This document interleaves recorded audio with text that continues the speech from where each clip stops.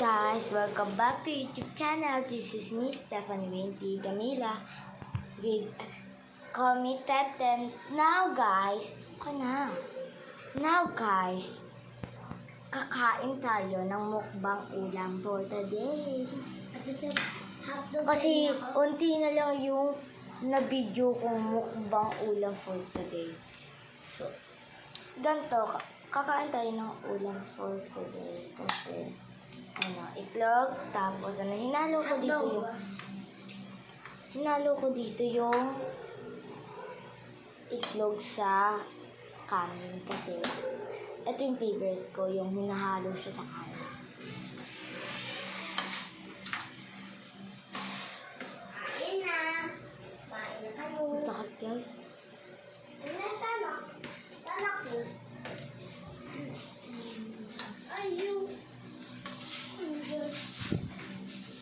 May itlog. Sa akin na lang bawal. Joke lang, Ate Tep. Ito talaga ang iyo. Sabi ni Mama. Kasi nga lang. Sorry. Sabi mo pa kay Mama.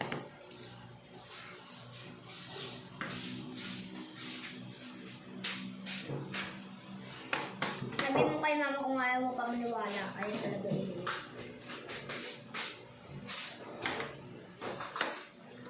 Kain na lang, video mo.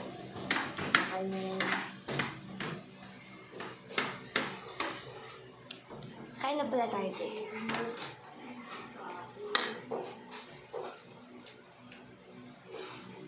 Duman ako sa kabila umuwi eh. Hindi ko alam. Tapos nakita kita kaya ako duman sa kabila umuwi.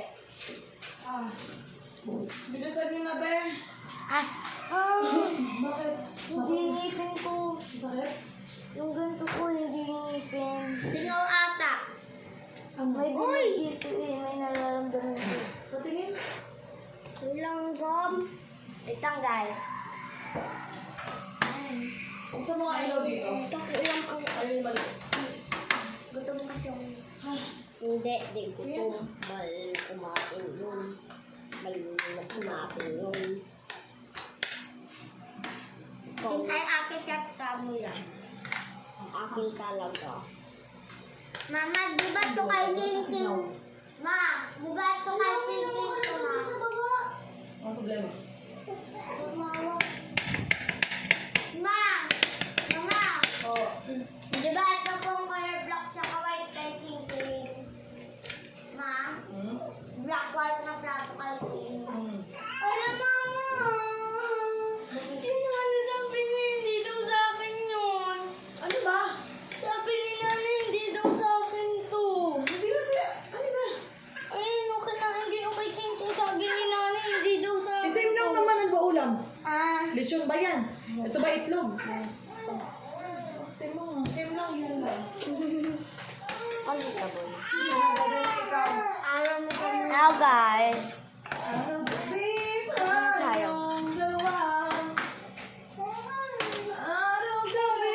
Kain guys. Ang bigat.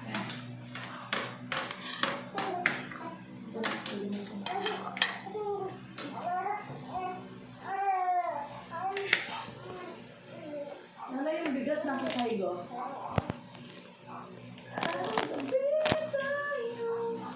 Hoy, tapos yung kumain sa step, linisin mo lang mesa. Selena, magkamot ka na. So guys. Hindi. Tawa ko rin mo. Ako nga. Ay, may problema na tong ano. Bakit na? Uri mo, tanghirap pindutin na. Pag ako makabili ng bago, hindi ko kailangan sa'yo. Mama, tigil kung hulog kasi ng hulog.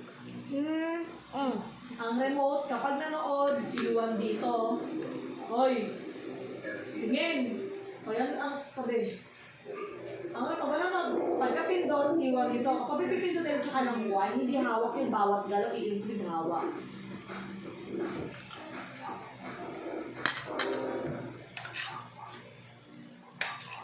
request sa akin si Martin Araneta na sorry po sa ito ng council for every national community. Hindi mo matulad sa hindi ang kanyang pagtanggi sa mga nilito at okay na dito na located ng sukalat na hinang isda ang nasa likod ng paninira ng dating pagbabatas sa kanya. Naramdaman ko, galit na sa hindi ko pakasyon. At gumagawa na siya ng akbak, destroy ng community, kapit patalim na yan. Wala nang mapuntahan, lahat ng community. This back is against the wall. Dahil sa mga kaya, disigido si Mama, yes, dog ko. case laban kay Ko. Oo, bakit? ABS News. Sumunod si House Majority Leader at President May Jose problema ba? Marcos sa Independent Commission for Infrastructure para sabihin payag siyang sumala sa investigasyon ng komisyon sa umanong katiwalian sa mga proyekto kontra baha. Nagpapakura, Vivian Julia. Nga. Sinabihan ka ni mama kanina, diba, bago kumain. Sandro Marcos, na walang anumang oras sa Independent Commission for Infrastructure at lumahok sa investigasyon sa umano'y anomalya sa flood control. Ito ang pinahayag niya sa kanyang sulat kay ICI Chairperson Andres Reyes Jr. Masarap ng ulam ba? Ngayong Huwebes. Masarap. Sabi ng kongresista, bukas na sa oportunidad na ilabas ang nalalaman. Or ka na, dog. Pagtulungan sa ICI. Or, Ayon sa kay Marcos, ito niya ang mandato ng ICI at ang conclusion kung alam niya sa katotohanan. Ikinatuloy naman ng ICI ang pahayag ni Marcos.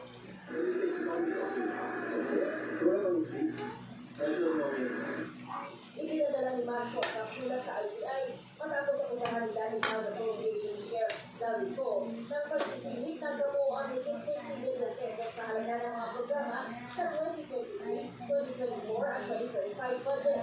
Agay na tinawag ni Marcos na kasinungalingan at paraan para makaiwas sa pananagitan.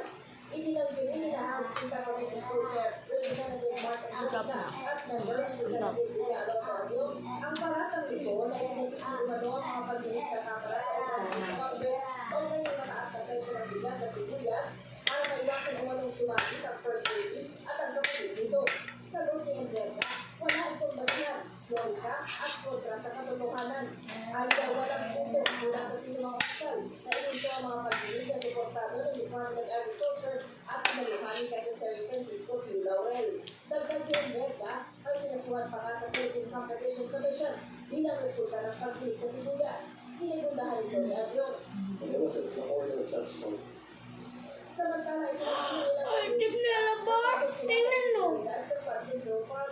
Ito'y matapos silang pinakakasuhan ng ICI sa Ombudsman dahil mayroon naman silang construction firms. Guys, alam niyo, pag, mamaya na. ang anumang kaugnayan sa mga paratang sa kanya at handa siyang harapin ang mga pintak sa tamang Guys, proseso. kain na kayo. Kain. Kain na. Ikaw ligo. Ako po. Absent si King bukas. Mga Pino rin, di naman. Sa gitna naman ng pahayag ng ombudsman ng 10% ng miyembro ng Kamara ang posibleng makokohan ng budget zone, sinabi ni House Leader Bonnie Lee na Nanalo ba? nakatuon ng mababang kapulungan sa mga tungkulin nito. Mama, Ang ilan na na. ay Bye ng po. paglilingkod bayan at lahat ng miyembro ng Kamara ay handa makipagtulungan sa anumang proseso habang ginagampanan ng papel bilang mambabatas. Vivian Julia, ABS-CBN News. Naghain ng not guilty plea sa Sandigan Bayan 5th Division ang 8 opisyal ng DPWH ni Maropa kaugnay ng umano'y maanumalyang flood control project sa Oriental Mindoro.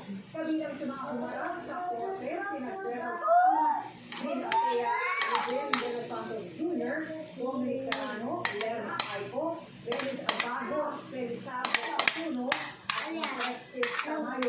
Hindi naman ang defense panel sa anti-graft court na pigilan ng mga prosecutor na magbigay ng mga pagkakasabia tungkol sa kaso. Hindi naman nakaharap sa arraignment si DPWH Region 4B Maintenance Division Chief Juliet Calvo matapos hindi makalagay o makapagpalabas ng produce order ang korte. Itinakda ang kanyang arraignment sa December 2.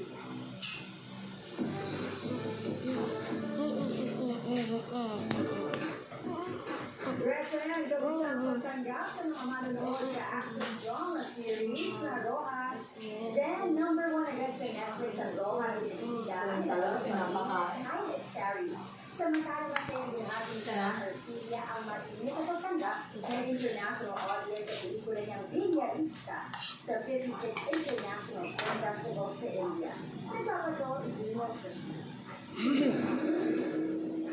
Nagsimula ng nakabangang bakbakan at nakinig na eksena sa bagong Beach Entertainment series na Roja.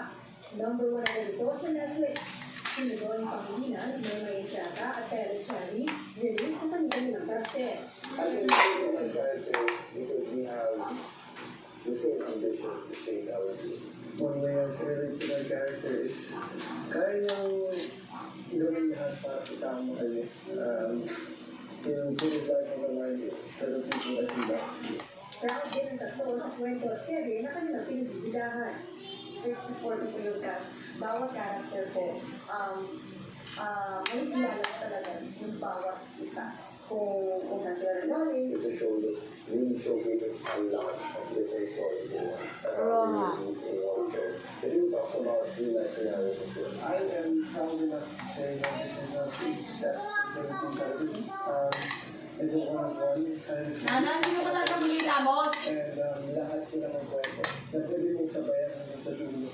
Mapapanood ko dito yung Roma sa English Channel, sa Pamilya Online Live, A2B at TV5.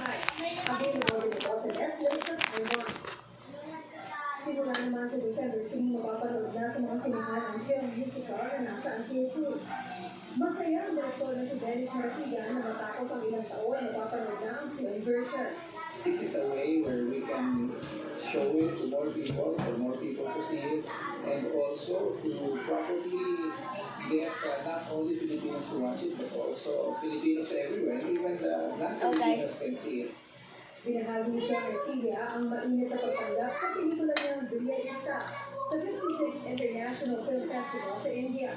Kasama nila yung Guys, ang sarap talaga ng pelikula na naglalahan ng hiya at pangarap ng mga Ang favorite ko yung hotdog.